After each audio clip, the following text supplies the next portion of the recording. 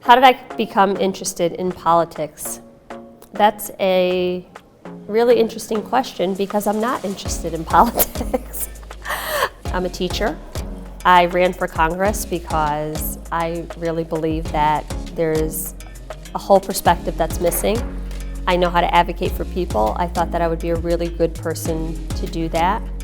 And that doesn't have to be political. We just need people to do the right thing just because it's the right thing to do.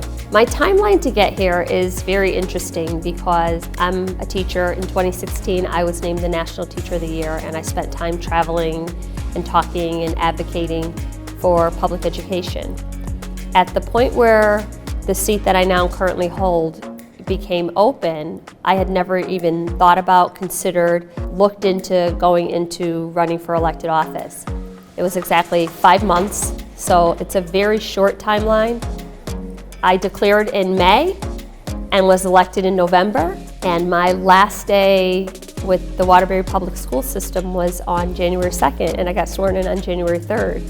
So this is a very condensed timeline, but it's one of those things where it just needed to be done. When I decided to run, so many people said, you don't have the experience, you've never run for public office, you can't do this.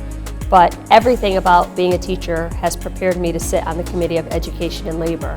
So who better than a teacher, than a nationally celebrated teacher, than someone who has a background in education, who has all of their formal training in education, to sit on this committee and help to craft legislation for the next generation of children. Everything has prepared me for this position.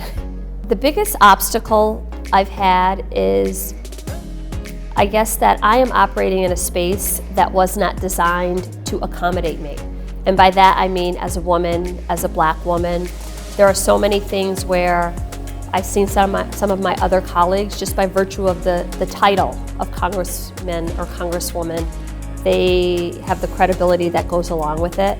I think that even after the election, I am a duly elected member of Congress, uncontested, and I find myself over and over and over again having to reaffirm the idea that I belong here. I think people are so used to having this space reserved for what they think a congressperson should be. And I think we've forgotten the fact that our Congress should be representative of and reflective of our community. I think my advice for young people who want to be in politics would be the same advice I would give to a young person who wants to do anything. Just do it. I mean, I ran for Congress without the endorsement, without any money, having never done this, and really had to ask myself, okay, what would I have liked to have seen in my elected officials? And that's what I really worked to try to define in myself. If I were waiting to run for Congress, there's never been an African-American woman from the state of Connecticut. So there was no footprint for me, there was no blueprint. So again, sometimes we just have to create our own opportunities.